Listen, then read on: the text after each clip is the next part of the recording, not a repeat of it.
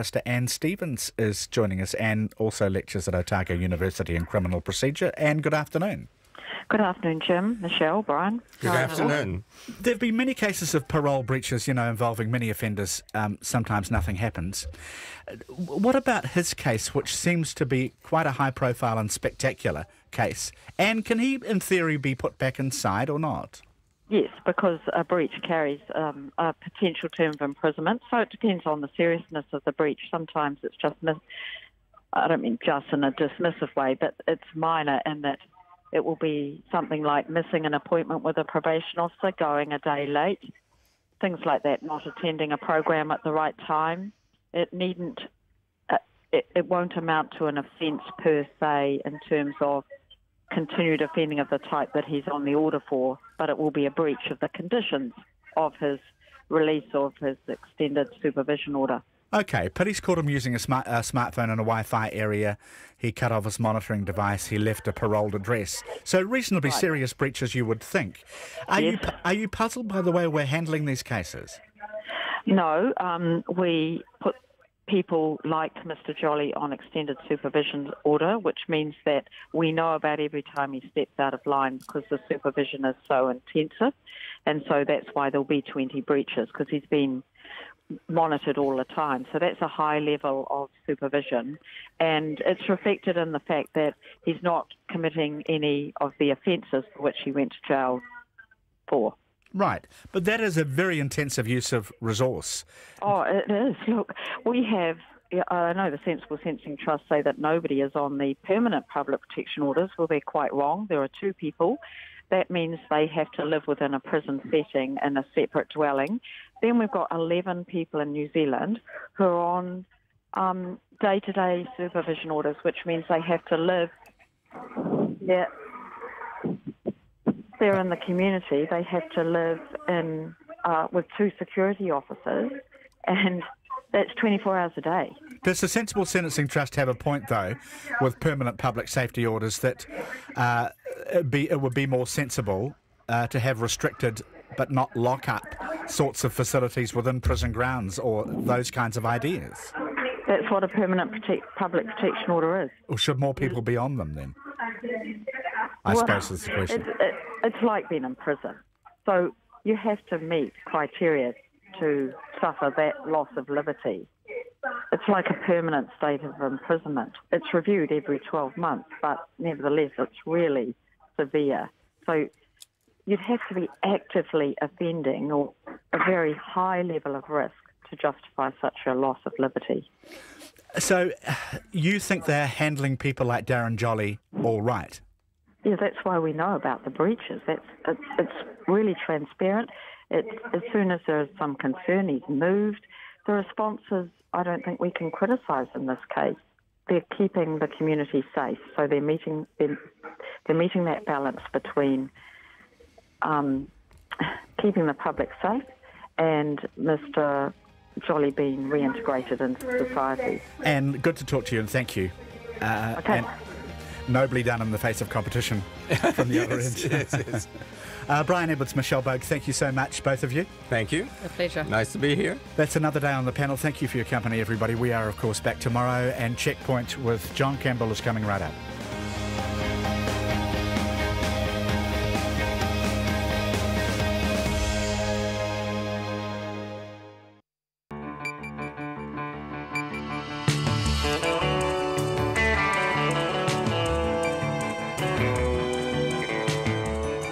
Kia ora everyone. Tonight the latest from Northland. Police are about to hold a media conference following the deaths of 2 people in a shooting at a farm. The Southern DHB's Chief Medical Officer says he will meet with the family of a man who died while waiting for heart surgery. The synthetic cannabis toll rises to 8 following the death of a man in his 20s at Middlemore Hospital. What's in the stuff and who is taking it?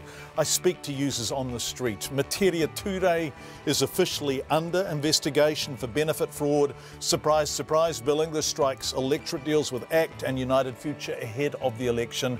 And we meet the innovative designer who has created a range of clothes that grow with the child, plus the extraordinary captain of the Black Ferns. All of that after the news.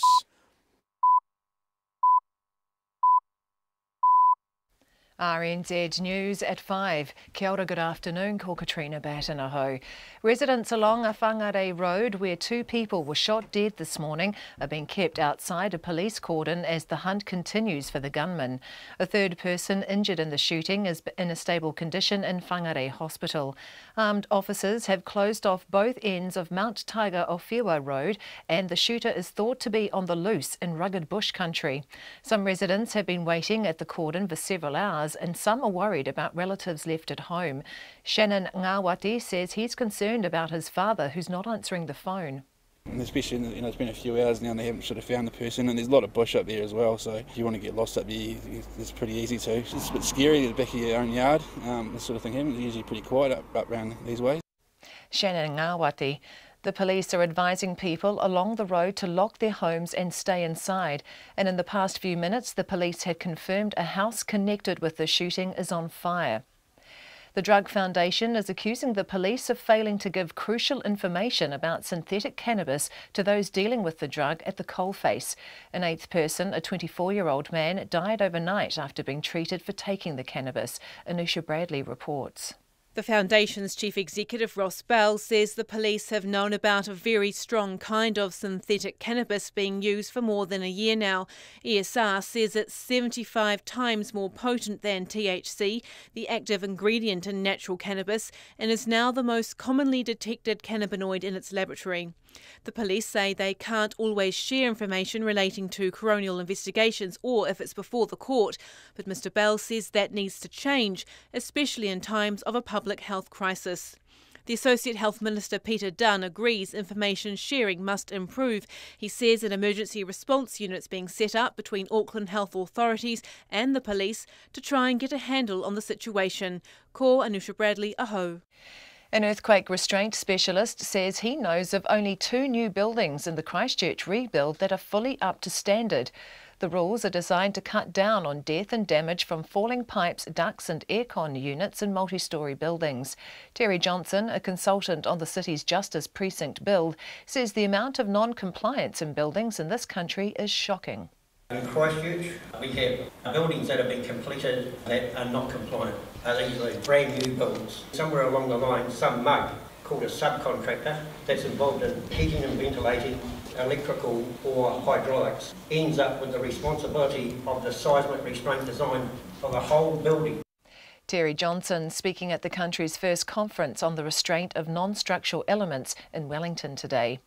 The Green Party co-leader Materia Turei says she will comply fully with an official investigation into her benefit history.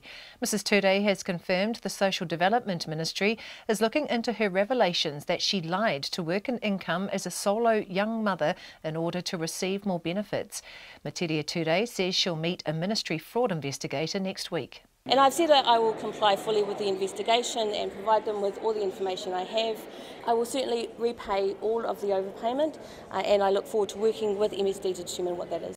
Materia Turei says she's not taken any legal advice about the investigation and what it could mean for her role as a Member of Parliament. New research indicates sperm counts have fallen by more than half in Western countries, including New Zealand, in less than 40 years. And scientists say if the trend continues, humans could become extinct. They've published an analysis of 185 separate studies of sperm counts in men from 1973 to 2011. The research found the decline could not be attributed to population changes or different methods of measurement.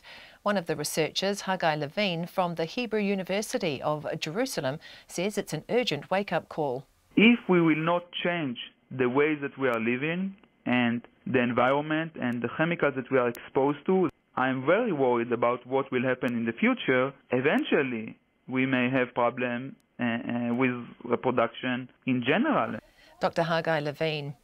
A study into the brains of American NFL football players indicates widespread damage associated with the sport.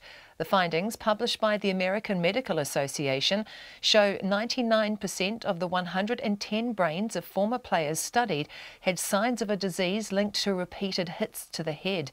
The condition, known as CTE, can lead to aggression and dementia.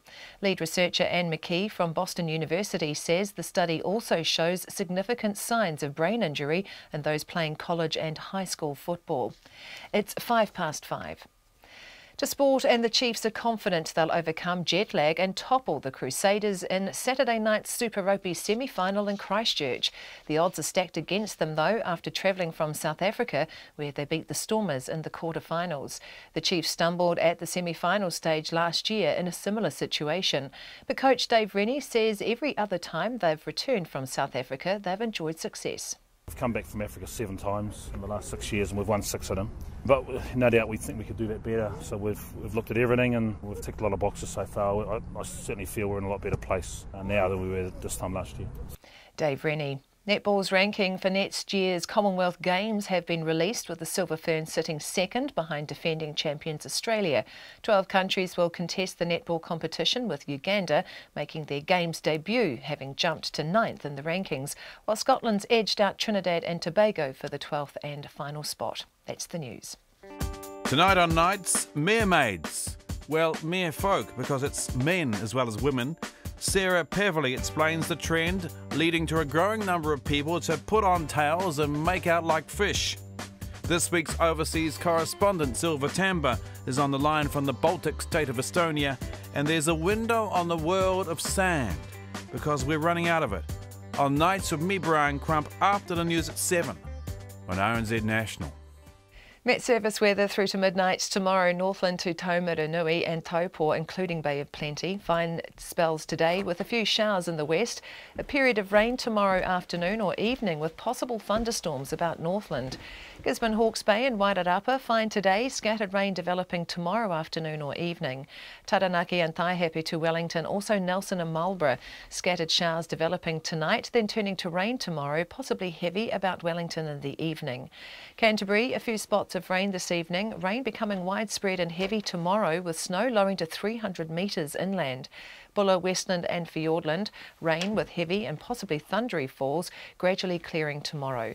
Otago and Southland, scattered rain spreading from the south today, snow lowering to 500 metres tonight and to 300 metres tomorrow. The Chatham Islands, cloudy periods and a few light showers. It's 5:05 and you're listening to Checkpoint. Thanks so much, Katrina. A great deal happening this evening as we go to air. 2 people are dead after a shooting in Whareora near Whangarei in Northland, of course. Police have confirmed a house connected to the shooting on Mount Tiger Orphea Road is on fire. Police have been hunting for the gunman, and people living on the road have told Checkpoint they've been advised to lock their homes and stay indoors. Now, police are holding a media conference as we speak. Our reporter Lois Williams is there. She is recording it. We will talk to her the moment it is over. That police media conference is unfolding.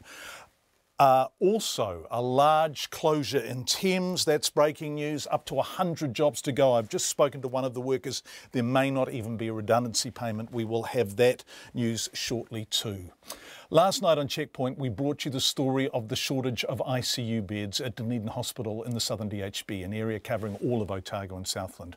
We spoke to 3 families, all of whom had experienced delays as they lost the beds, thanks to the absence of availability of post-operative care in the ICU unit. We spoke to the DHB's CEO, Chris Fleming, who said they don't have enough ICU beds, but they are getting more.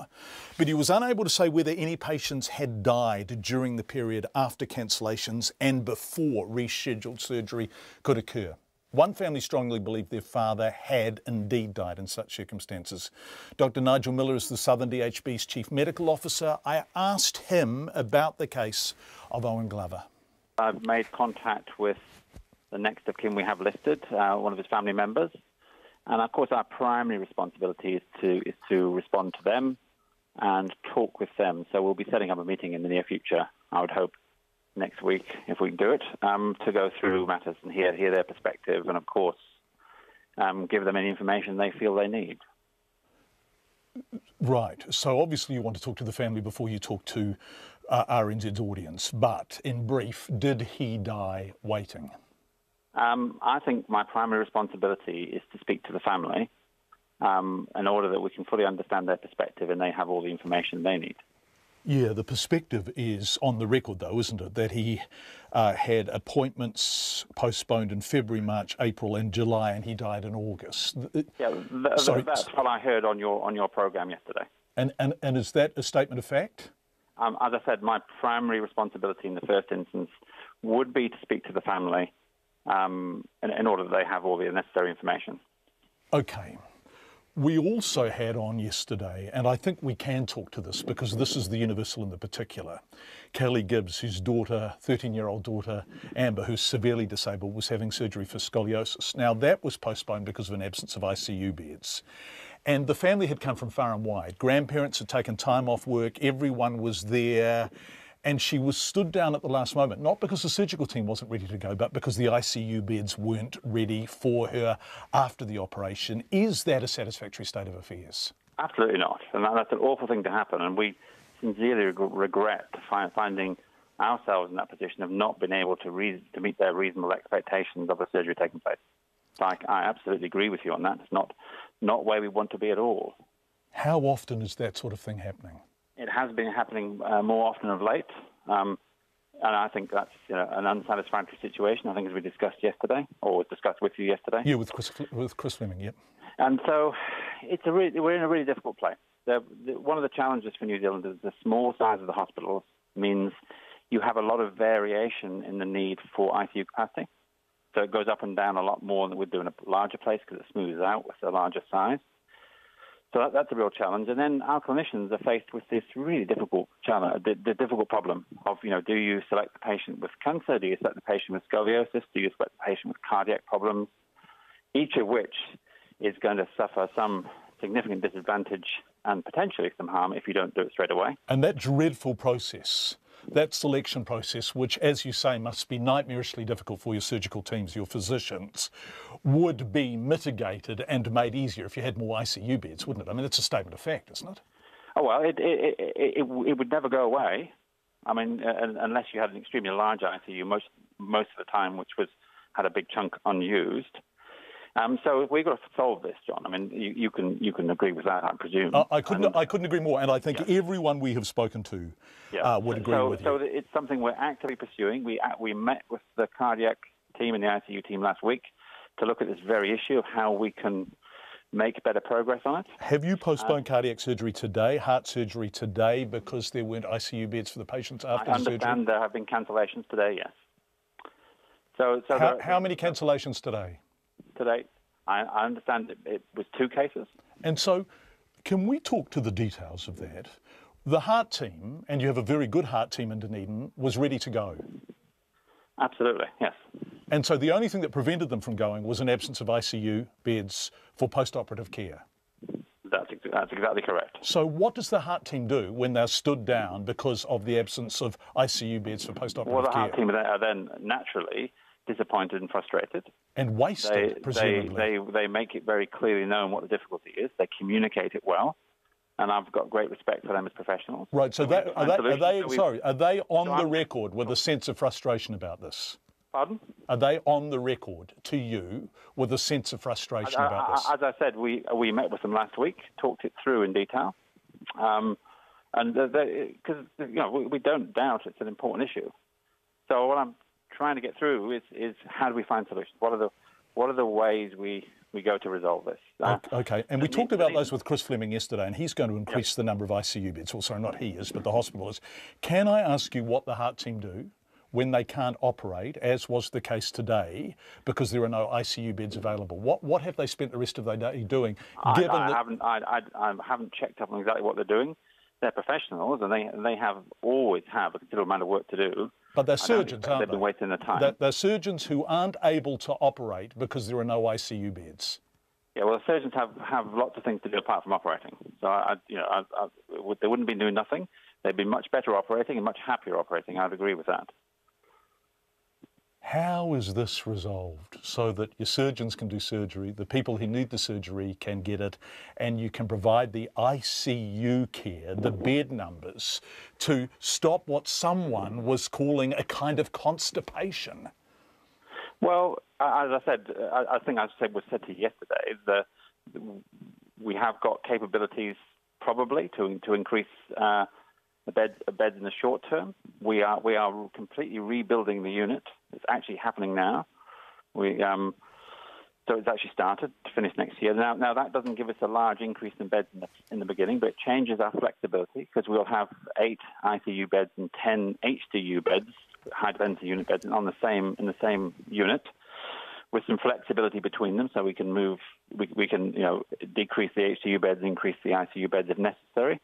That new unit will be quite transforming because our current unit, you know the history of Dunedin Hospital and how we've been struggling to get it resolved. It's small, cramped, difficult for people to work in, and we owe our staff better than that. So that's the new unit will work much better, and I expect that the patient flow will go much better. That'll give us an extra resource. We can, of course, arrange to have some surgery carried out in the local private hospital, which is what we're doing. We can ask other district health boards, so that doesn't tend to work very well because it's difficult for patients and families, and also difficult for other district health boards who have their priorities. We could transfer patients out of ICU to other district health boards, but that would only end up bumping somebody else's cardiac surgery somewhere else. The ICU units at the moment in the South Island, at least, are under quite a lot of pressure. It's not just our unit alone. And there is a spillover from that, isn't there? Can you, for example, confirm that there's been a patient who spent more than 12 hours in the emergency department today because there was no ICU bed available? So there's a kind of dominoes falling from ICU to emergency. It causes difficulties in various places. Sometimes we would choose to manage a patient in the emergency department rather than ICU in order so they can go straight from ED to the ward. That's a useful thing to do sometimes. And so that is happening. Was that happening today as a result of ICU being full? I don't know about today. We have done that in the past, and that's not necessarily a bad thing. That might be a constructive way to manage a patient in the short term. So there are lots of complications when any part of your hospital flow system is suffering difficulties. Dr. Nigel Miller, who was the Chief Operating Officer, Medical Officer at the Southern DHB. Let's go to this breaking news now. There's lots of it. Northland first, where 2 women are dead following a shooting in Whareora near Whangarei. The police have just held a media conference in Whangarei and have confirmed the house at the centre of the incident is on fire. Residents along Mount Tiger Road were told to stay inside and lock their doors. Our reporter Lois Williams has been both at the scene or near the scene and at the briefing at the Whangarei police station and joins us now. Hi Lois, what can you tell us? What's the latest? Hi there, John. Well, Inspector Russell Prue, who's the chief cop up here, gave a few statements a few moments ago. He said that this is not gang-related, that the 2 dead people are women, and they have gone to this property this morning about after 10 to do a property inspection. That was a property management thing. They had a man with them. The occupant in the house opened fire on them, and he killed the 2 women and injured the man. Now, he managed to get away, and he was taken to hospital. He's in a stable condition. The police then surrounded the house, and they have been trying all day to communicate with this shooter, and the only response, Mr. LePreux said, was that he opened fire on them, so they shot back. They've heard nothing since, and then just a short time ago, between half an hour to an hour ago, the house caught fire. Now, they don't know what's caused it. They haven't gone into the house yet because they're not sure it's safe to do so. And at this point, they don't know if the shooter's alive or dead. Right, they are extraordinary details, and I think they bear repeating. So 3 people were going to do a property inspection, 2 women and a man. The 2 women are dead and the man is in hospital. The man who was in the property that was being inspected is thought to have opened fire and is thought to have remained in the property afterwards, and it is now burning. Is that the case? That's correct, John. Yes, we thought that he had perhaps was on the loose because they had the police helicopters circling the area, and they had the cordons at both ends of Orfiwa, Mount Tiger Road. So it was thought that he was perhaps on the loose, and people were quite worried about that. But in fact, it appears he's been in the house all along. Right, so as far as you are aware and police are aware, he has been in the house that is now on fire. That's right. And there's nothing more you can tell us that the whereabouts, well, I guess whether or not he's alive or dead is clearly not known. No, it won't be known until they've deemed it safe for the fire service to go in there and inspect the place. Can you tell us a bit about the area, Lois? Do you know it? Reasonably well. It's a rural area. It's very hilly. There's a lot of bush. It's a very pretty area. It's that area that goes from Parole Bay north across some quite steep, rugged country, hence Mount Tiger, like Tiger country. And then it's sort of, as you head north, it joins up with the sort of Glenbervie area, which is sort of an orchard suburb. So it's a big area. It's very, very rugged, and it's dotted with sort of lifestyle properties and the odd farm. Lois Williams, live from Northland. Thank you. So Lois has just been at this media conference. 2 people dead, 2 women dead, a man in hospital. And the alleged perpetrator, the person who is thought to have fired the shots, believed to be still inside the house, which is now, as Lois said, on fire. Obviously, if we hear any more about what is happening at the scene in Northland, we will update you immediately. In other breaking news, Thames engineering firm A&G Price has gone into liquidation this afternoon with a loss, we understand, of around 100 jobs. Now, this is breaking news as well, but we've spoken to 3 staff who said they were briefed this afternoon and were struggling, obviously, to come to terms with the announcement. Their jobs have just ended on the spot. They said about 100 staff are now without work and they will find it difficult to find another job in the Thames community. I just spoke, just before we came on air, to foundry worker Shane Egan, who told me what happened. We got summoned up to a meeting at 2:45. We normally finish at 3 o'clock. We were summoned up to a meeting and just basically told straight out, look, your contracts are all dissolved. As of now, you're unemployed. Please hand in your keys if you have keys, and go and grab your tools. Don't bother coming to work tomorrow. Just like that? Yeah. No warning? Well, we kind of knew something was up, but there was nothing ever said, you know. We've been struggling our guts out trying to do our best, to make sure we done the work right and did everything we could, but it just didn't happen. And being our 150th year, it's coming up to our 150th anniversary, it's a damn shame for Thames. It's a big loss for Thames. How many workers there? Pretty well 100. Wow. Around the 100 mark. Yeah, so and a that's, lot of skilled people too. Yeah. That's not just labourers. There's a lot of upstairs that goes into making these castings. So that's a big employer. That's a big closure in Thames, isn't it? It certainly is. And I understand, is there more than one of you from your family there, Shane? Not myself personally, but no, we do have the likes of Brian Donnelly. He's an old school guy there. He's got his son working as a fully qualified machinist, and then his son also has his son here as an apprentice. So there's three generations working here, and that's happened repeatedly over the years. And they're all losing their jobs? Yes, everyone. So what will you do? I'm probably going to have to look at options, but I'm probably going to go back to truck driving, what I used to do. But just truck driving is a very solitary sort of it is. A job. We've got a real good family environment here, and it's going to be a real shame. A redundancy package? If they can get some money, we're evidently first on the list. We have it in our contracts, if you have that. But it's not guaranteed it's going to get paid out. What, so you may actually go with no redundancy payment at all, just out the door, that's that? It is a possibility, as it was explained to us, yeah. They're going to try, what the thing is, to trying to sell the business. It is available to be purchased as a going concern. Quicker the better, and then they keep all the staff, I guess.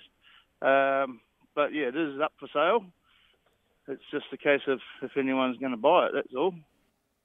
That's foundry worker Shane Egan, who, as you heard, has just heard that he, along with 100 other people or thereabouts, have lost their jobs at A&G Price in Thames, the engineering firm, potentially with no redundancy payments. 24 minutes past 5. The synthetic cannabis death toll is rising, but police say they're no closer to discovering the source of this killer drug. A man in his 20s who was being treated at Middlemore Hospital in South Auckland has become the 8th person to die this month. The Drug Foundation says authorities are not doing enough to deal with this public health crisis. And the Associate Minister of Health, Peter Dunn, agrees. Anusha Bradley filed this report. Synthetic cannabis is 50 times stronger than natural cannabis and can induce seizures, heart and kidney problems, as well as violent and aggressive behaviour. An 8th person died overnight, and the deaths of 7 others in Auckland are being investigated by the coroner, while St John Ambulance says it's dealing with up to 20 cases a day. Acting Detective Inspector Peter Florence from Auckland Police says they still don't know where the drug is coming from and they need the public's help. It's a big worry to the community that people are putting these toxins in their body. They're taking an illegal drug. It's bad for them, and as we know, it can kill.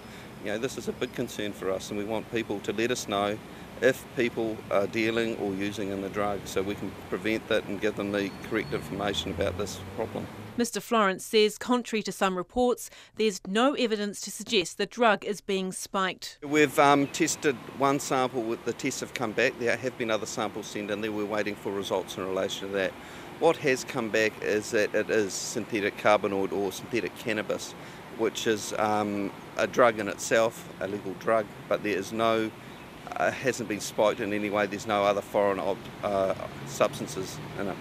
It's no weed killer or fly spray, anything like that? Not in what we've been tested, no. ESR, which carries out the tests, says it's identified more than 20 different types of synthetic cannabis over the last 2 years.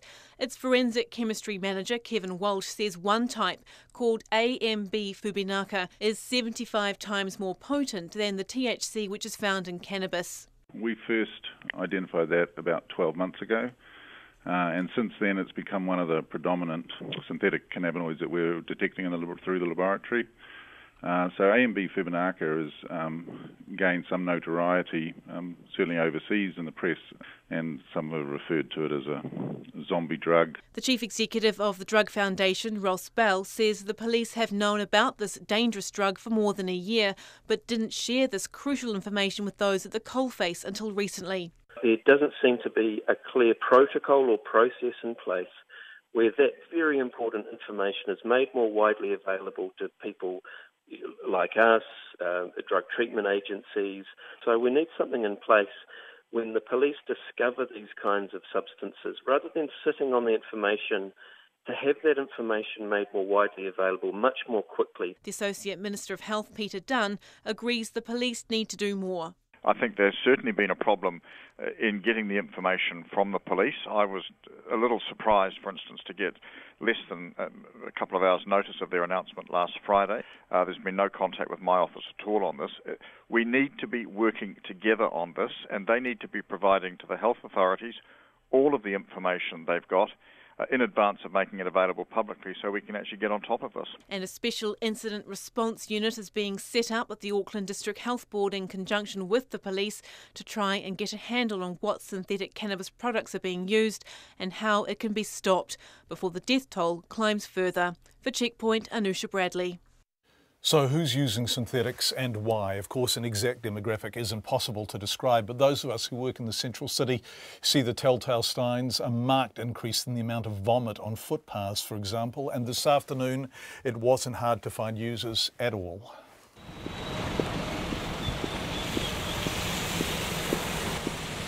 I'm heading from RNZ's Auckland office on Hobson Street in the centre of the city down the hill to where a kind of hopelessness is on permanent display. Aotearoa Square. I pass people in sleeping bags and bus shelters, people under plastic throws, out in the rain on footpaths or park benches. And then, if you know Aotearoa Square, you'll know there's a little alleyway along the back of the Civic Theatre. And in a doorway there's a young-ish couple, well, a man and a woman anyway, sitting. And she looks okay, but he looks just wired and startled and highly alert. And his eyes are just dark. They smoke synthetics, although they'd rather not, and when something else is available, they'll get it. But synthetics are always available, always. Because there's nothing else around, I suppose, and, well, yeah, just because there's nothing else around. And what happens when you smoke them? What does it do to you or for you? There's different types. There's the type that makes you go sort of relax, and then there's another type that makes you go, it's like taking acid. And so you hallucinate? Yeah, you hallucinate in some of it, yeah. And it's makes you feel really good. So it makes you feel better than life makes you feel? Yeah, it makes you feel better than life makes you feel. Yeah, definitely. Mm. He sounds quite matter-of-fact, but his eyes are deep with a kind of sadness. All the users they know are after some kind of escape, despite the risks. It also makes you really, really sick too.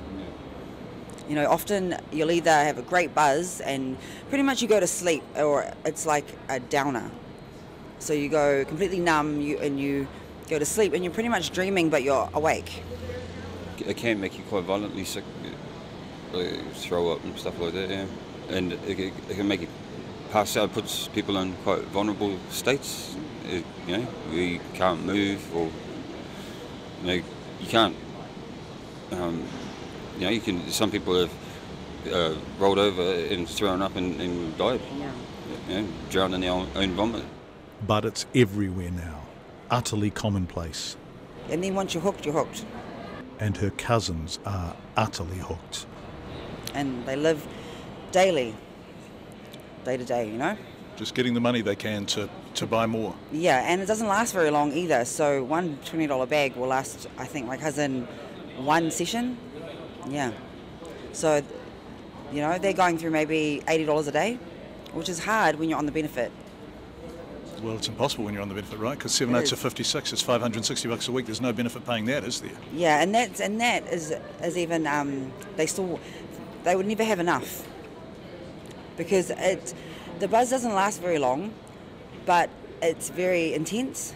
It's immediate. It's intense, and it puts you into like a euphoric, dreamlike state. Money is the issue. You get it how you can. I actually went to prison to get off it. What do you mean?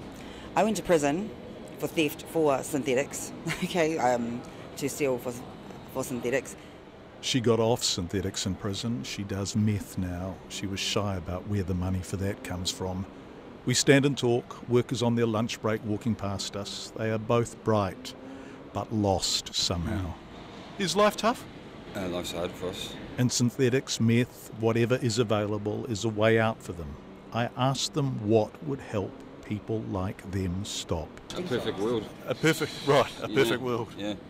No, there should be like a detox for kids. Do you know what I mean? Like, and it should be mandatory that if they're doing crime for synthetics, or if they're caught with drugs, they should be locked up in a detox situation where they go to school and stuff like that. You know, where they're forced to. Time and effort. Yeah. Time and effort. And a sense of purpose. Yeah.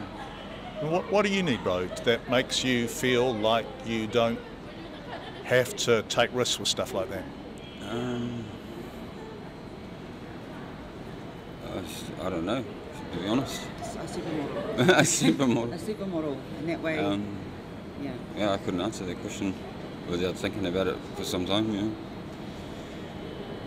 I don't even know why I do it in the first place. So, yeah.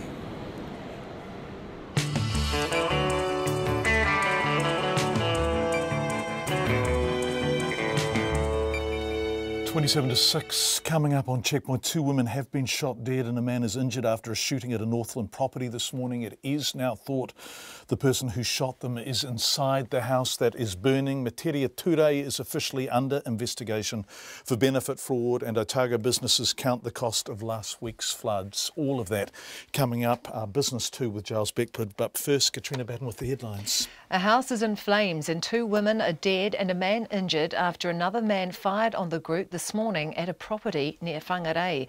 The police say the trio had gone to the house for a property inspection when the occupant began firing at them. Armed police have surrounded the home, which is now on fire. It's unclear whether the gunman is still inside. The Drug Foundation is accusing the police of failing to give crucial information about synthetic cannabis to those dealing with the drug at the coalface. An 8th person, a man, died overnight after being treated for taking the cannabis. An earthquake restraint specialist says he knows of only 2 new buildings in the Christchurch rebuild that are fully up to standard. The rules are designed to cut down on death and damage from falling pipes, ducts and aircon units in multi-storey buildings. The Green Party co-leader Materia Turei says she'll comply fully with the Social Development Ministry investigation that has been launched into her benefit history.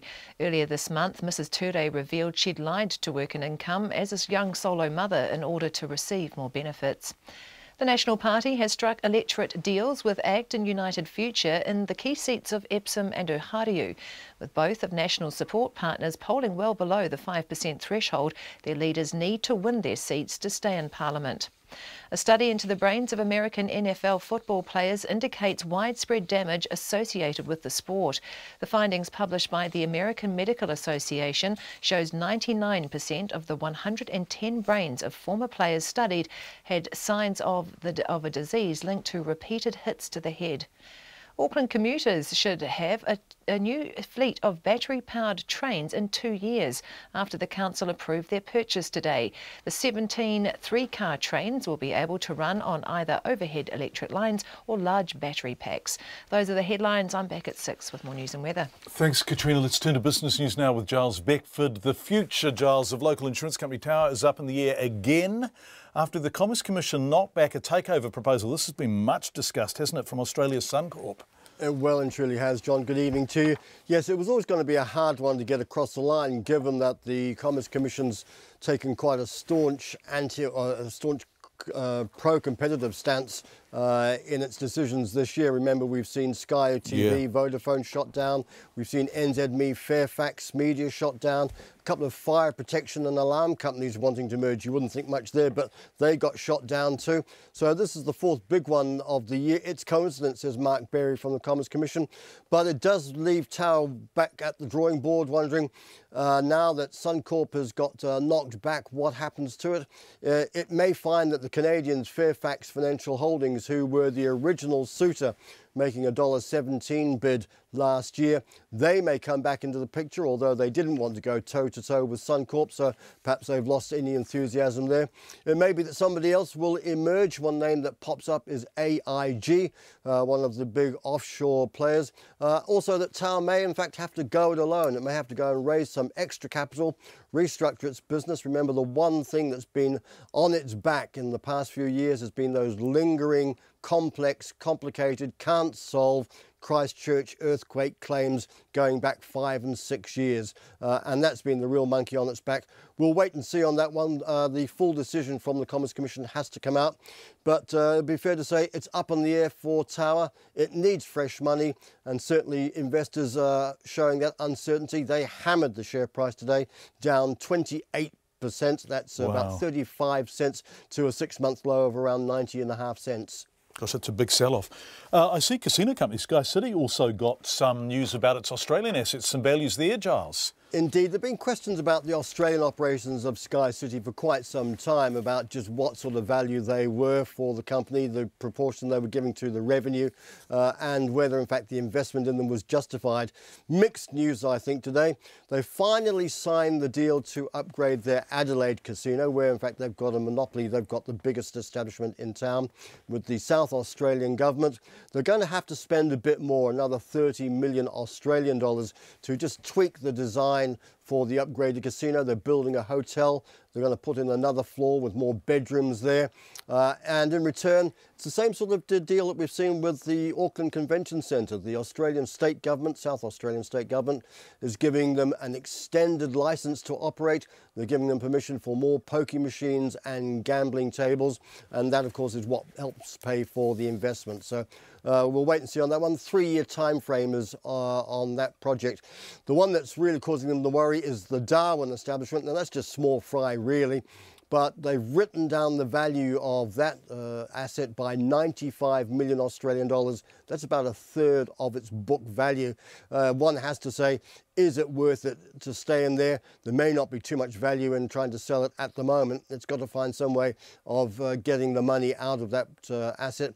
The problem for the Darwin establishment is that the North Territory government opened up the business for pokie machines.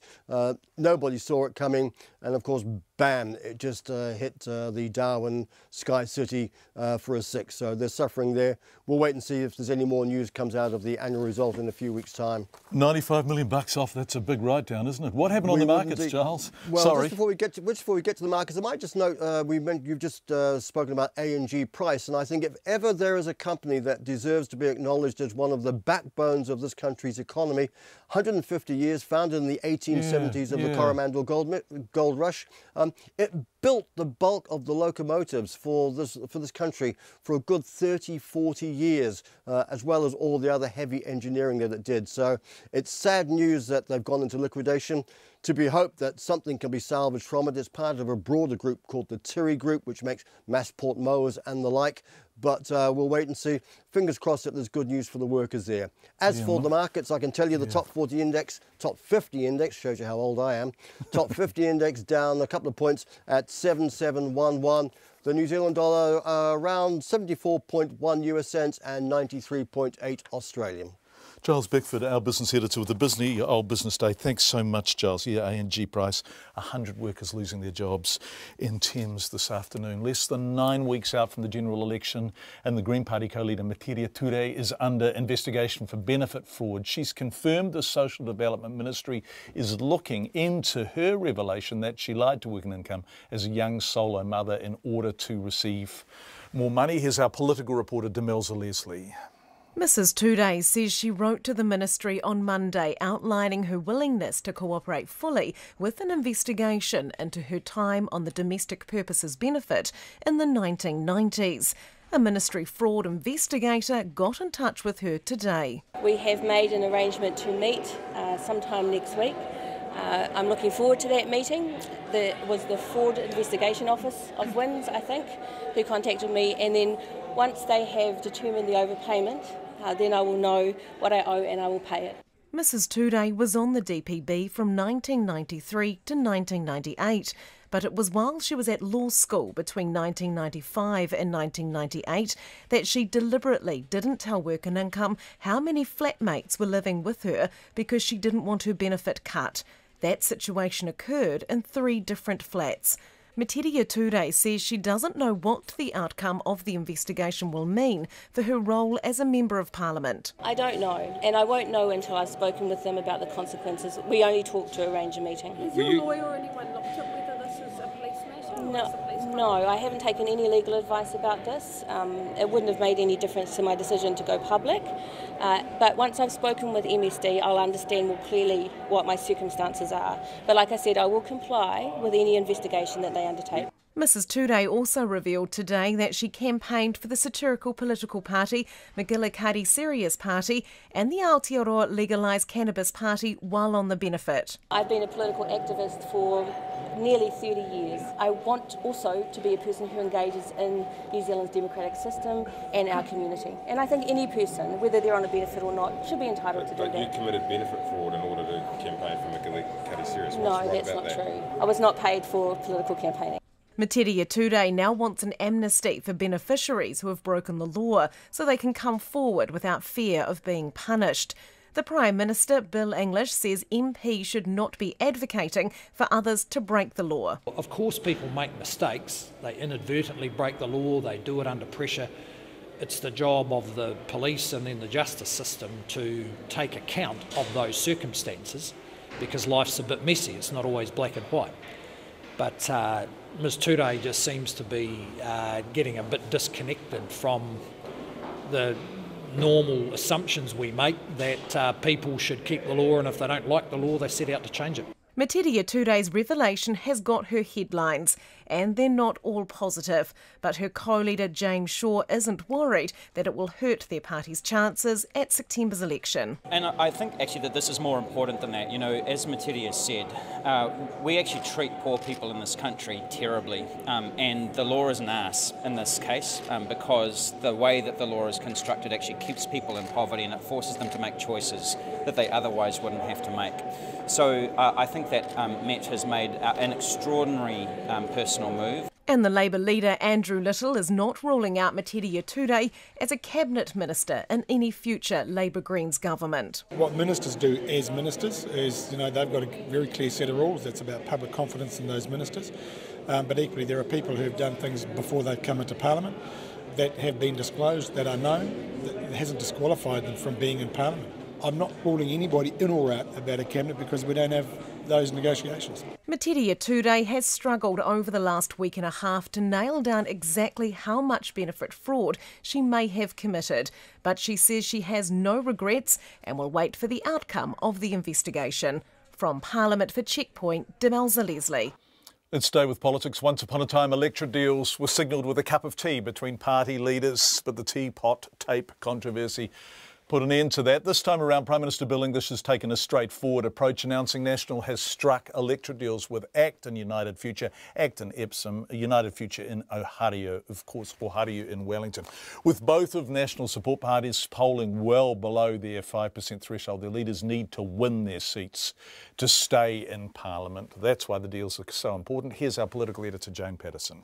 The Prime Minister Bill English has opted for a simple appeal for National supporters to give ACT's David Seymour and United Future's Peter Dunn their electorate vote. We'll be seeking to maximise our party vote there and indicating to our supporters that they vote for the United Future, the United and ACT candidates. But he is still leaving the door open for a deal with New Zealand First. Of course, we would follow the will of the electorate. Mr Peters does have history in government, which is colourful, and we'd prefer to work with these partners. Winston Peters says it's all on. There's a three-way fight going on. There's New Zealand First in the arena, there's the Greens and Labour with an unholy wedding over there, and you've got the National Party and its Klingons and race-based politics, and a party that's out there for New Zealanders, and you know who that is. The ACT leader David Seymour says National made the decision to endorse him in Epsom. Well, I can't stop them giving it to me, and I just keep working hard every day. And what it really means is it's the beginning for ACT, because all our party votes count if I win Epsom. When National first started doing deals with its potential support partners, Labour decried them as dirty deals. The Labour leader Andrew Little would not go that far. This is nothing new. They've said this before, they've done it before. In the end, this election isn't going to be won and fought on, whether Peter Dunn survives in Otago, I don't think he will, or whether David Seymour survives in Epsom, who knows. But you're not prepared to criticise the substance of the deal? In 21 years of MMP, I think actually most voters now realise that political parties are going to do all sorts of things. National's candidate in Otago, Brett Hudson, says he's fully prepared to vote for Peter Dunn as the electorate MP. This is MMP, and MMP is the way it is. We can't approach an MMP election using first-past-the-post tactics. So, this is the best thing for New Zealand, and obviously therefore also the best thing for the National Party. Despite the same signal from National's then leader John Key in 2014, Mr Hudson received about 6,000 votes. Mr Dunn still won, but with a narrow 700 vote majority.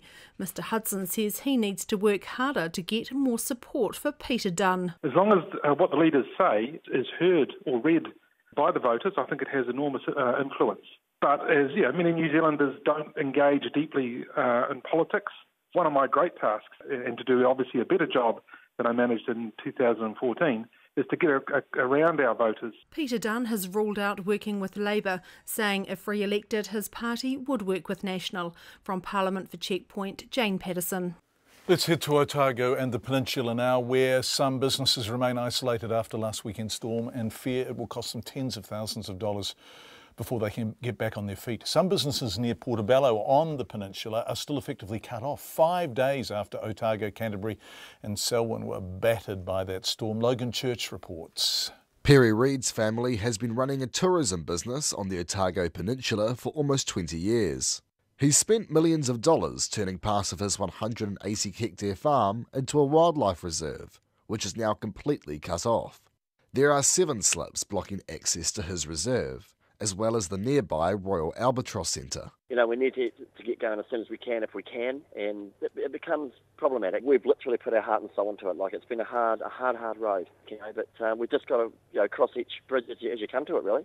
Perry Reid says it could be weeks or even months before customers can reach his farm again. He says he's cancelled tens of thousands of dollars worth of tours. Quite a few. There was one quite big event which was happening in 3 weeks. That is quite a significant amount of money that we're going to lose for that. Mother Nature is just telling us and letting us know that she's still there, and instead of being worried about them, we've just got to learn to cope with them and deal with it. Mr Reid says he hasn't yet been contacted by the Dunedin City Council, which manages the region's roads. He says he's considering building a new access road himself, although he'd prefer to keep the land intact. We actually have probably the ability to put another access in.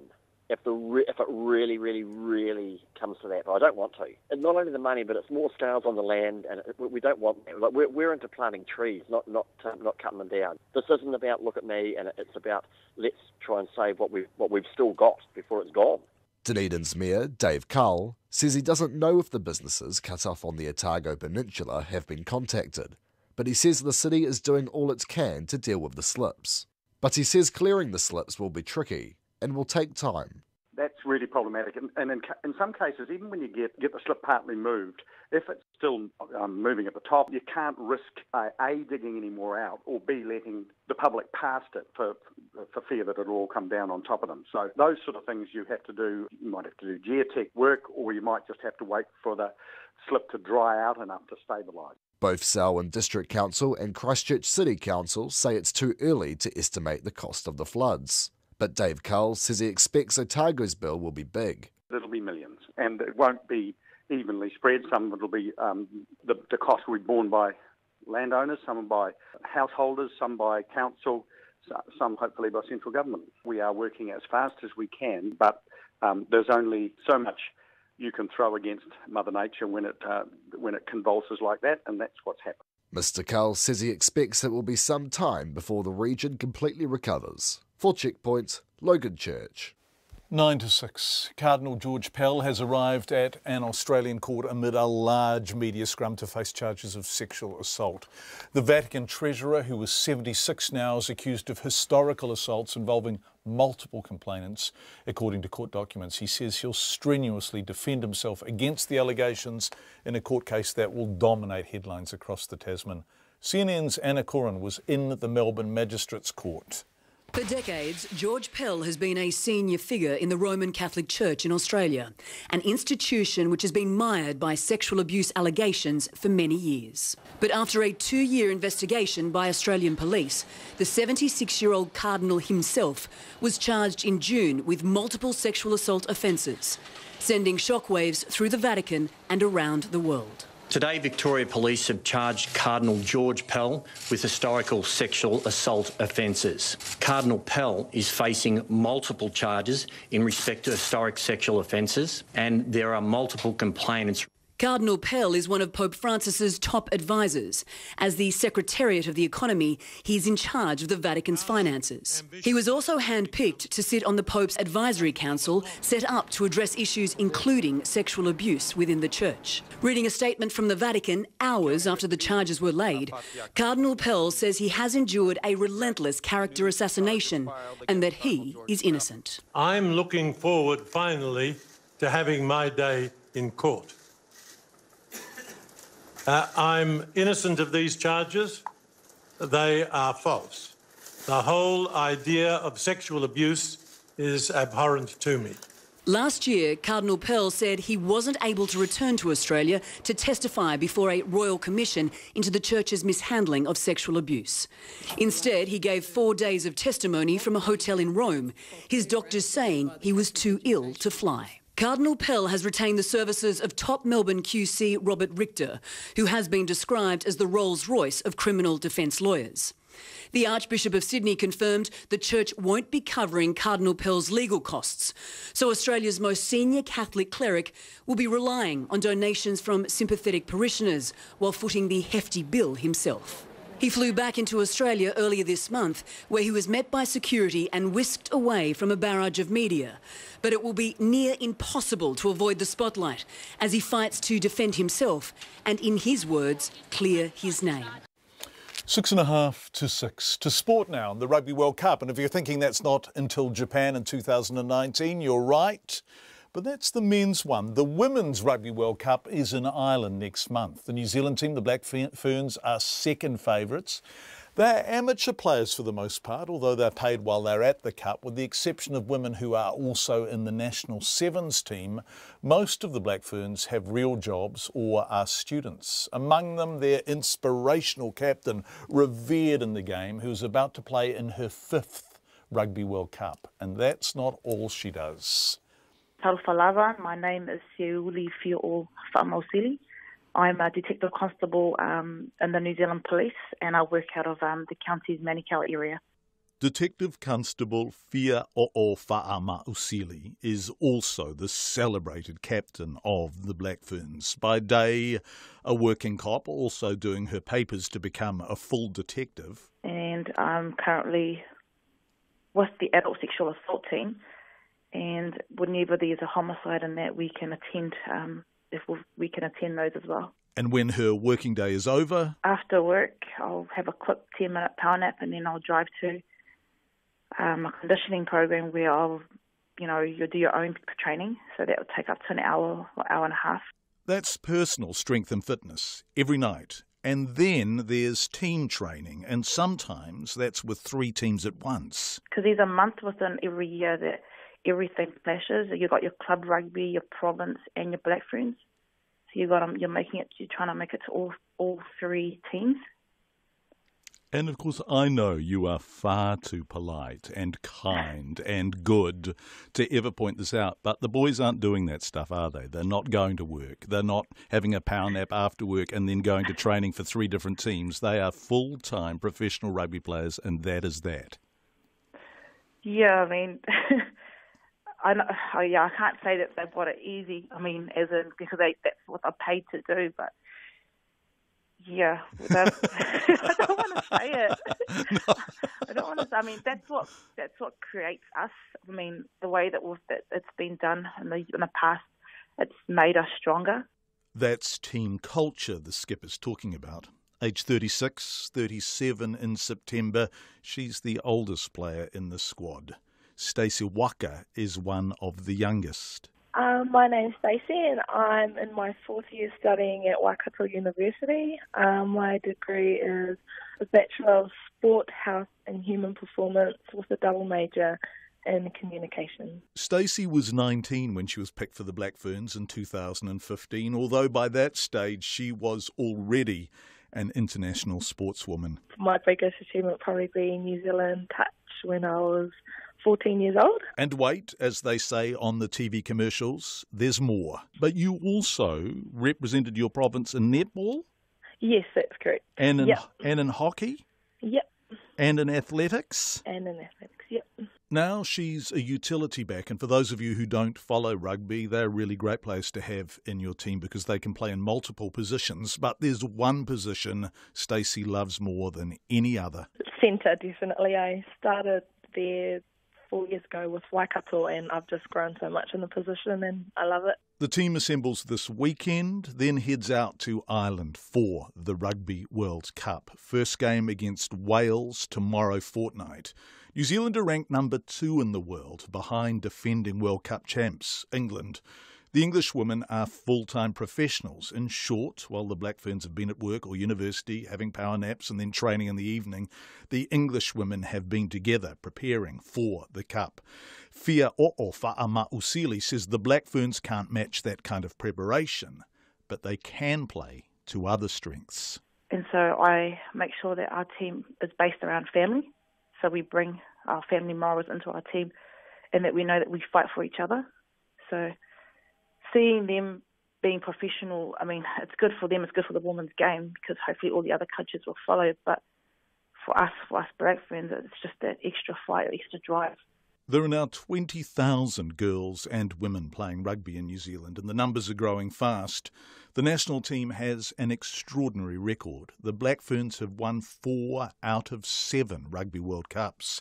England, their nemesis in the last cup, came runner-up in 3 of them. So it's going to be tough and tight and all those rugby cliches.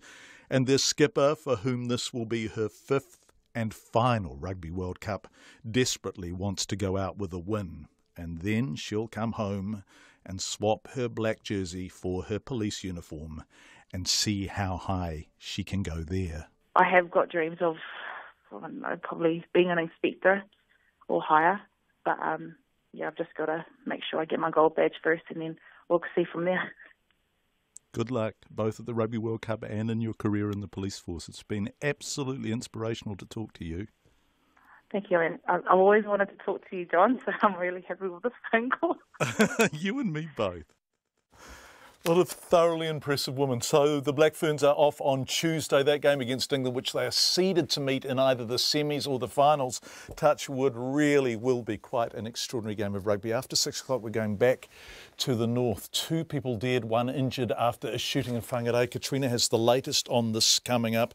And then we will go back to the north after 6 o'clock. In fact, there's still a lot happening tonight. Lots of breaking news. Of course, 100 people have lost their job at an engineering firm in Thames. We heard about that in the first hour, and another person has died as a result of using this synthetic cannabis. It's 6 o'clock.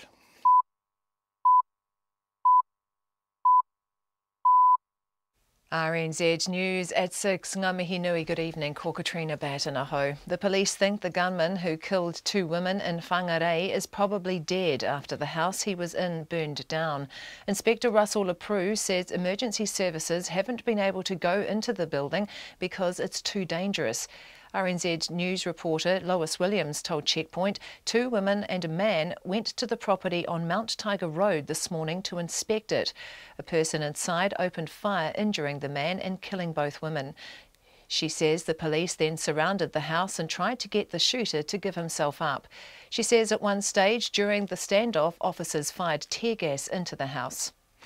The police are being accused of failing to give crucial information about synthetic cannabis to those dealing with the drug at the coalface. An 8th person, a man in his 20s, died overnight after being treated for taking the cannabis.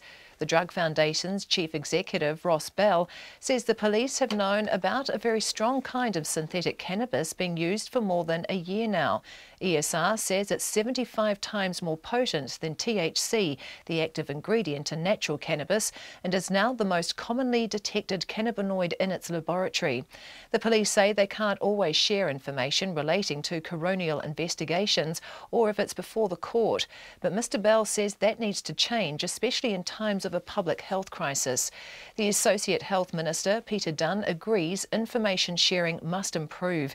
He says an emergency response unit is being set up between Auckland health authorities and the police to try to get a handle on the situation. The Green Party co-leader Materia Turei says she will comply fully with an official investigation into her benefit history.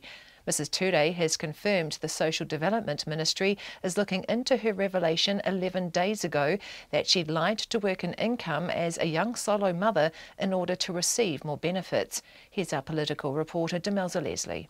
Materia Turei says she will meet a ministry fraud investigator next week to discuss her time on the domestic purposes benefit in the 1990s. She says she will comply with the investigation, provide any information she has and will repay any money owed.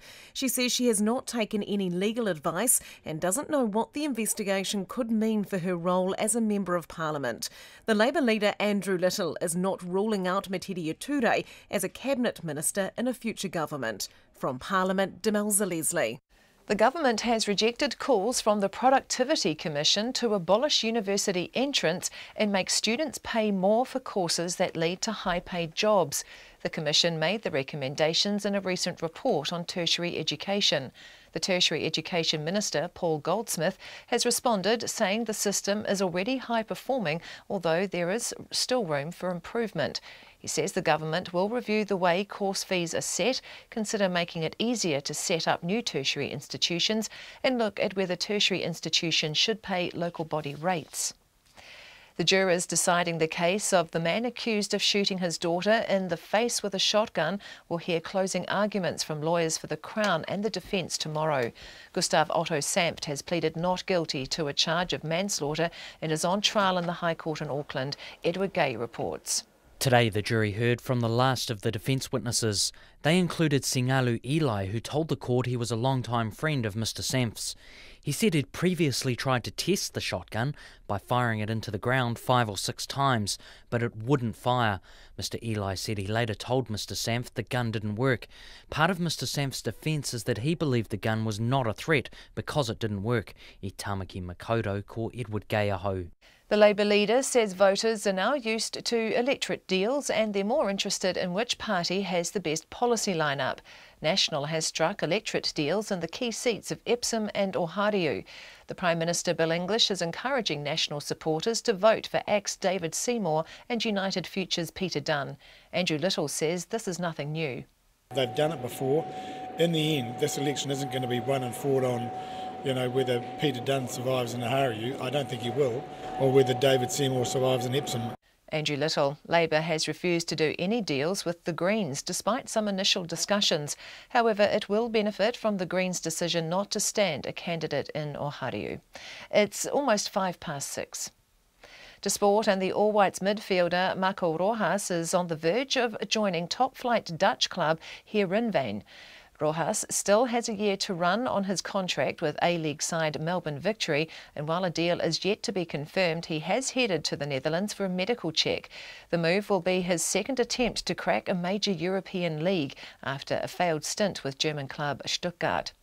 The Breakers basketball coach Paul Henare has moved a step closer to finalising his roster for the upcoming ANBL season as he prepares to take the Tall Blacks to their first Asia Cup in Lebanon. The Breakers have signed 29-year-old Dominican Republic import Edgar Sosa, a point guard who's enjoyed championship success in Italy, Iran and most recently in Lebanon. Henare says Sosa's playing style makes him the perfect fit for the Breakers. I guess he has a unique skill set and a little bit of size. He's about 6'2", 6'3", so he can play off the ball, and obviously the way he can shoot it has the ability to play off the ball. But for us, he's going to have the ball in his hands and be our number one guy. Meanwhile, the Tall Blacks fly out to China tonight for games against Angola and Lithuania before heading to Lebanon for the Asia Cup. The Australian golfer Jared Lyle is in hospital undergoing tests in Melbourne, prompting fears he's facing a third battle against cancer. The 35-year-old, who played several seasons on the US PGA Tour and won 2 titles on the second Web.com Tour, has twice previously fought leukemia. That's the news. Alcohol and aviation. We're saying to the company, please help this person, don't sack him, pay him please if you can while he's going through rehab. Amnesty. There should be one, because we have opened a conversation about how impossible it is to live on benefits. And curfews. You might actually be keeping the cats inside for their own protection, because in areas where you want to protect native wildlife, you may be trapping feral cats. Cat calls and bird calls. Morning Report, weekdays from 6. Then on 9 to noon, should there be a ban on the granting of freehold ownership of land in the Mackenzie Basin? And after 10, weathering the challenges of life and the land, farmer Doug Avery, who came close to losing everything through depression. Join me, Catherine Ryan, on 9 to noon after Morning Report on RNZ National. Met Service weather through to midnight tomorrow, Northland to Taumarunui and Taupo, including Bay of Plenty. Mainly fine today, but a few showers in the west. A period of rain tomorrow afternoon or evening, possibly thundery about Northland. Gisborne to Wairarapa, fine, scattered rain developing from tomorrow afternoon. Taranaki and Taihape to Wellington, also Nelson and Marlborough. Scattered showers developing tonight, turning to rain tomorrow, possibly heavy about Wellington during the evening. Canterbury, a few spots of rain becoming widespread and heavy tomorrow with snow lowering to 300 metres inland. Bulla, Westland and Fiordland, rain with some heavy and possibly thundery falls, gradually clearing tomorrow.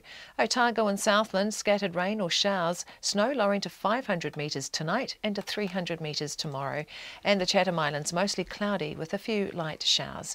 It's 6:08 and you're listening to Checkpoint. It's been a very busy evening. The police say the 2 women shot dead at a rural Whangarei home this morning had gone there to do a property inspection. They believe the occupant of the house opened fire on the women when they arrived, and he also shot and injured a man who'd gone with them. That man managed to escape and is now in hospital.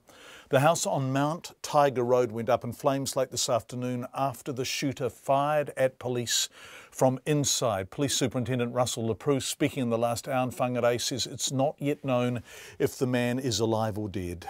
Police and Armed Defenders Squad arrived fairly shortly afterwards and discovered 2 deceased women at the property. We believe that the two women were related. A man was also had been shot and is currently at Whangarei Hospital, and he remains in a stable condition. The identity of the shooter is known to the police. We believe that he went inside the property, and we've had specialist police staff there all day negotiating with him, but we have heard nothing from him. Police eventually used tear gas late this afternoon, and the offender fired several shots at the police, and the police staff present returned some shots. Soon after that, the house caught fire and is fully engulfed. At this point in time, the status of the offender is unknown, but we believe that he is still inside the house. While police and the fire service were at the property, they will not enter the house at this stage just due to safety. We currently have cordons in place at the intersections of Mount Tiger Road, Whare Ora Road, and Mount Tiger Road and Whangarei Heads Road. We still, you will appreciate, have a large number of inquiries to make to begin to understand what happened through the tragedy today. Police Superintendent Russell LaPrue speaking in the last hour. Let's go to our Northland reporter Lois Williams, who's been at the cordon, also at the police media conference. Lois, this is just terrible. What more can you tell us? Well, there's a few more details, John. The police know who the shooter is, or was, they say, but they're saying this is not a gang-related crime. It's obviously to do with the property. Also, the two women that this man killed were related. Now, Mr. LaPrue's not saying how they were related, but they were related, he says, and this is going to hit their family and their friends and the local community very hard. Also, there have been a lot of people waiting to go home this afternoon. They've all been waiting in their cars on Whare Ora Road. They're not allowed, haven't been allowed inside that cordon, so, you know, people who live on that road have had to just wait. So what the police have done is set up a welfare centre this evening because it's not clear when the road will reopen, and these people won't be able to get home until the coast is clear. So the police have opened up the Whare Ora Hall for people to go to while they wait. They could get a cup of tea there and something to eat and information from the police as this thing winds up. And they can finally get into the property and find out what's happened to the shooter. There's a strong thought now that the shooter is dead. Is that what you're hearing from the police, that he is inside this burning property? Well, they believe he was inside the property and then it's been engulfed in fire. They're not saying we think he's exactly, we know that he's dead, but they're saying, well, you know, we just need to be absolutely sure that he is before we go in. And Lois, those details, so that this was a property inspection, so the two dead women and the one injured man were going to inspect the property, as far as we know. That's what the police have told us, Incredible. Yes. Okay, Lois Williams, thank you, who has been at the cordon and at the media conference, joining us live from Whangarei, as she did after the news at 5 o'clock. Let's go to the Mayor of Whangarei now, Cheryl Mai, who's been on checkpoint previously when the Lions were in town. This is a terrible state of affairs, Cheryl. I'm not asking you to identify them, obviously, and that would be totally inappropriate, but do you know who the victims of this crime are? No, John, I don't, and in many respects I just am you know, in that sense of not knowing who they are, you think, is it so-and-so, is it so-and-so? It's just a ghastly position to be in. It's absolutely shattering. And Lois was saying that people obviously can't return to the properties near the house that is engulfed by flames, and it's believed the perpetrator is dead inside. Where can they go in the meantime? Lois was giving us some details. Do you know any more about that? Some kind of community centre or something? Yes, we've got a welfare centre set up in the Whare Ora Hall, which is at the Whare Ora end of Mount Tiger Road. So if anybody is affected by the cordons, we're encouraging them to go there. We'll have tea and coffee and blankets and just, psychosocial support, all the things that you expect at a welfare centre, a few hugs and all the things that you desperately need in these situations. Ms Cheryl Mai, thank you so much. We really appreciate you joining us in the circumstances. The Mayor of Whangarei, Cheryl Mai, so 2 people dead, 1 injured, and it is now believed that the assailant is also dead. inside the house. It is 13 and a half minutes past 6. Businesses in Woodville will have to wait until Christmas before they know whether a permanent alternative to the Manawatu Gorge Road will be, well, what? Will it go through or bypass the town? Since April, multiple slips have closed the Gorge Road, which is the main route between Palmerston North and Hawke's Bay, Manawatu and all of that. Transport Minister Simon Bridges visited both towns affected by the Gorge closure today, Ashurst, which is on the western side of the Gorge, and Woodville, which is on the east, and this has been seriously impacted. The towns have opposite problems. Ashurst wants to get rid of the instant traffic being diverted through its village, while Woodville businesses want all the visitors they can get. Gemma Brackybush reports. Fairly emotional, like I've put 6.5 years of hard work into it, and it's on the edge of a cliff. Bridge Cafe owner Rebecca Algie received a visit from the Minister today. She was thankful he dropped by and says she'll wait until December before making any major decisions. Pretty upsetting and nerve-wracking to not know what is in the future. The cafe is located at the eastern entrance to the gorge, and as a result of the road closure in April, business has dropped by 70%. But she says working closely with the NZTA to place signs along the detour route has helped to drive people in. John Gooding and Judy Thompson own Fish Spot, a local eatery on the main street of Woodville. They've owned the business for 17 years and had one main question for the Minister. Is the new road, if it's to be a new road, will it go through Woodville? That's the one we want to know, and that's the question that we can't get answered. Minister Bridges told the pair a proposal should be finalised by December. Judy Thompson says business has dropped by about 30% and business owners need to know what their future may look like. If we know, then we can plan. But at the moment, everybody's hanging in the balance. We're battling away. Hopefully we'll survive. But it would be nice to know, and then you can plan for the next 2 years, 3 years, 5 years. Simon Bridges says it's likely the gorge won't reopen and there will be a new permanent alternative road, but what that may look like and cost is not yet known. What we will be in a position to tell you by Christmas time is through the contracting we're doing now, a preferred route, whether that's new or whether that's the gorge. That's our decision point, and we'll be able to give you an indicative cost. For Ashurst residents on the western side of the gorge, the Minister's assurance that there will be a bypass for the town was welcomed. A mother of 2 boys, Jocelyn Woodward Candy, says since the gorge closure, the small village has become home to a state highway. The streets aren't safe for the kids to cross the road. And it's just speeding cars. People in a hurry, they're not giving way at the roundabouts. It's crazy. 3 organisations are tendering to investigate a long-term alternative and will report back to the NZTA next month. The first step in what could be a long journey towards a permanent alternative. For Checkpoint, Gemma Brackybush.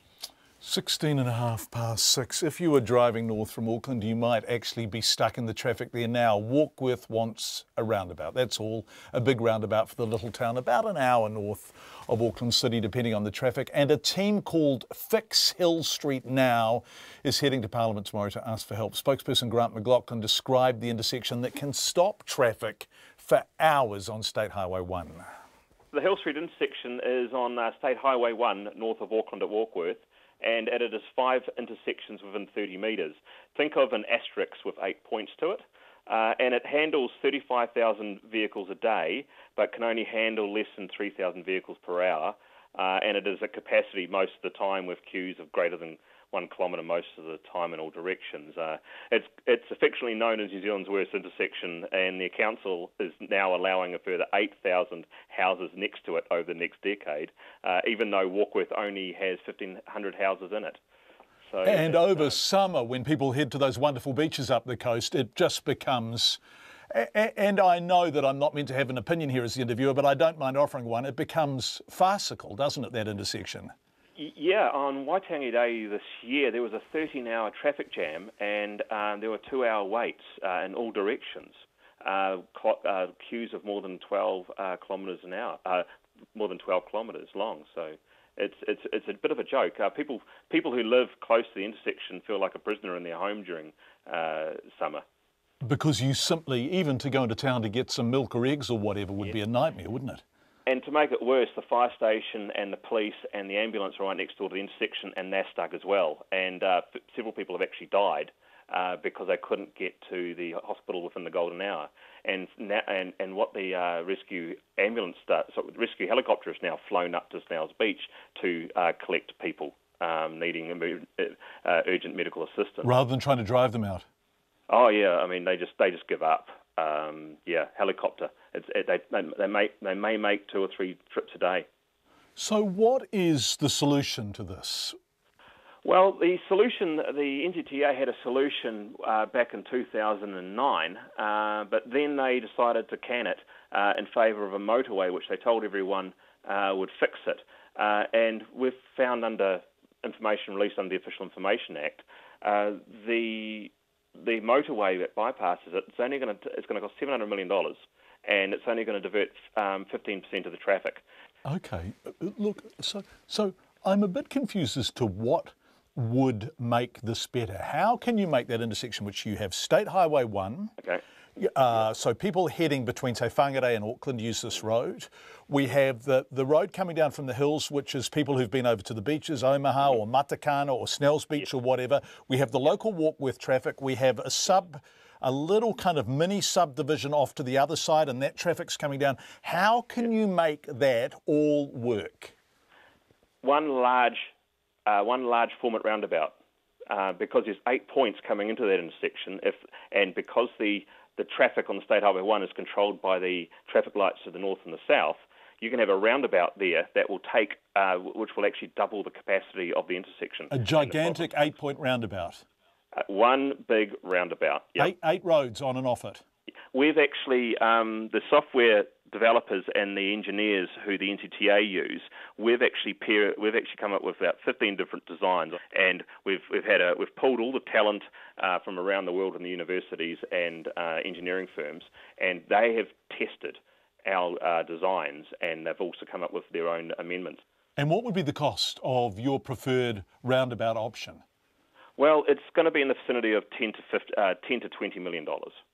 And that's based on Auckland prices. I mean, there's an intersection just down the road in Kumeu that's costing $6 million to build. Why is it so hard to get NZTA to move on this? What's the argument against a roundabout? Well, the first excuse they came up with is, well, if we build all these other roads around it, because the intersection is actually at the hub of a spoke system, and there's no rim connecting all the arteries around it.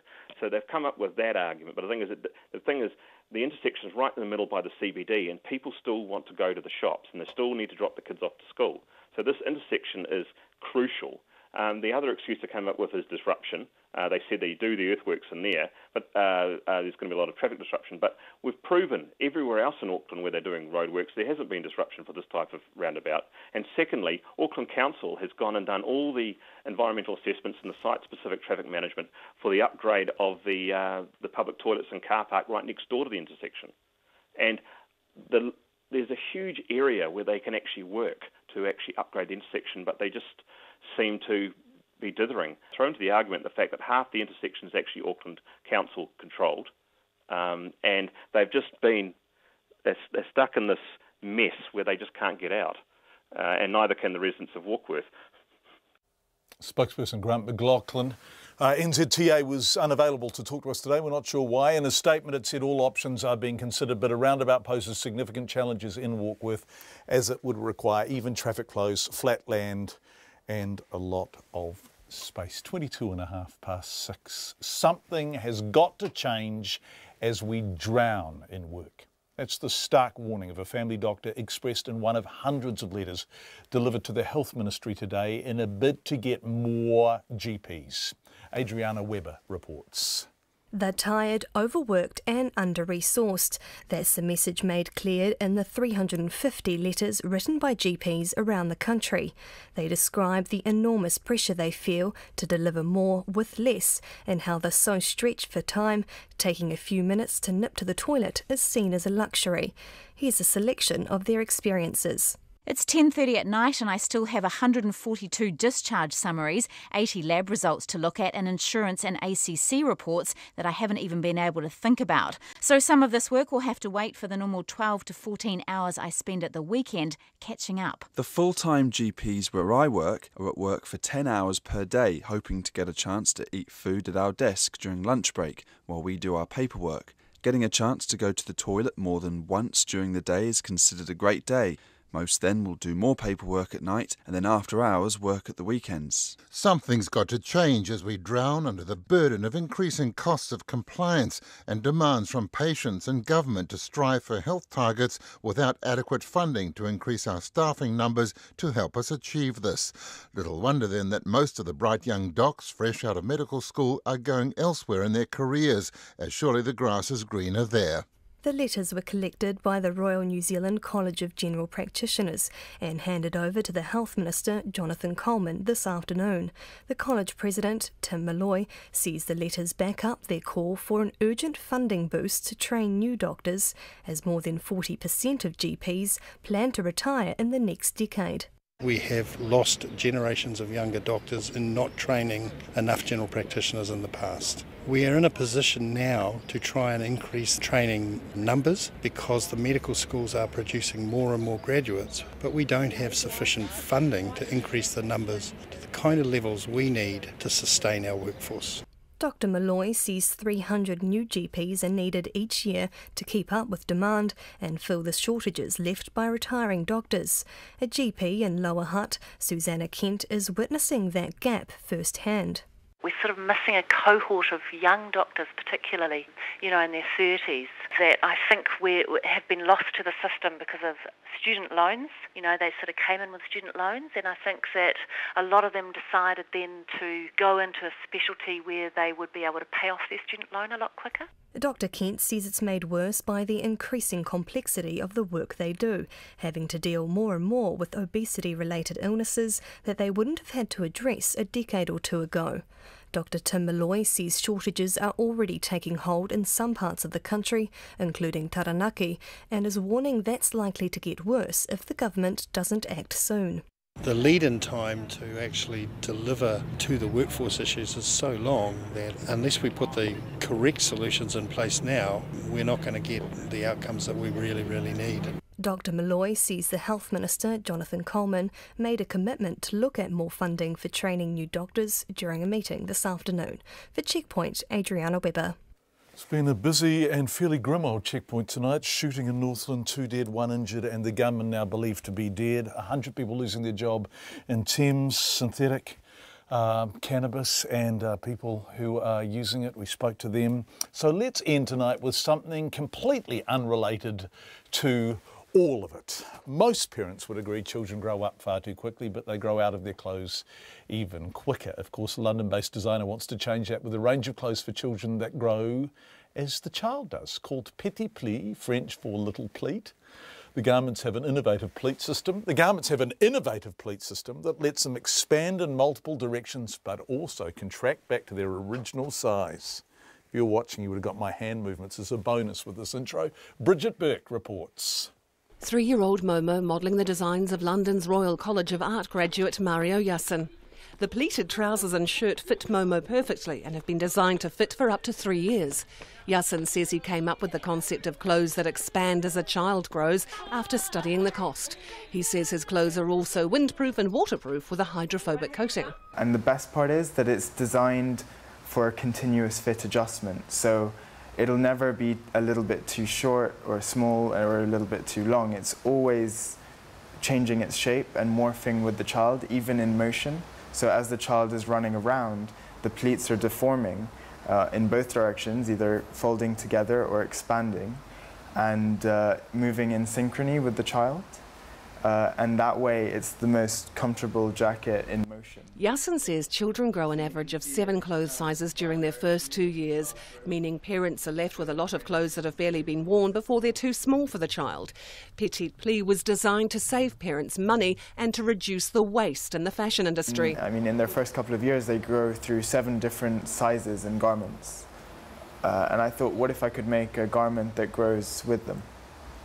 So forget the sentiment of you'll grow into it, but it'll grow into you. With a background as an aeronautical engineer specialising in deployable structures, Yasin said his outfits embed a special structure and fabric that was inspired by the ancient Japanese art of origami. So this is really engineering meets fashion. I've taken my knowledge of materials and folding origami and applied that to a product which is aimed at reducing the waste in the fashion industry. Petite Pli has been designed for children aged 4 months to 36 months, and the expanding fabric eliminates discrepancies in children's sizes, so they're always the perfect fit.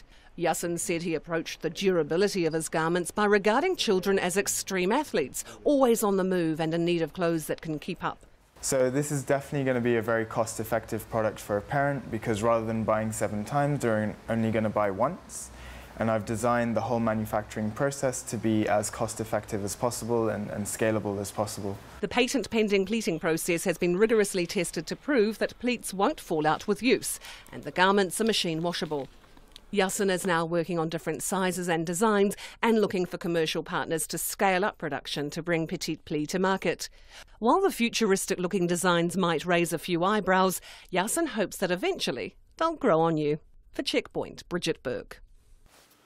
Gold, that pun at the end, Bridget Burke. Just before we go tonight, update on cordons just in from the police. Police can now confirm that the cordons on Mount Tiger Road outside of Whangarei have been lifted. The road is now open to the public. A welfare centre that was set up for people who couldn't get home has now been closed.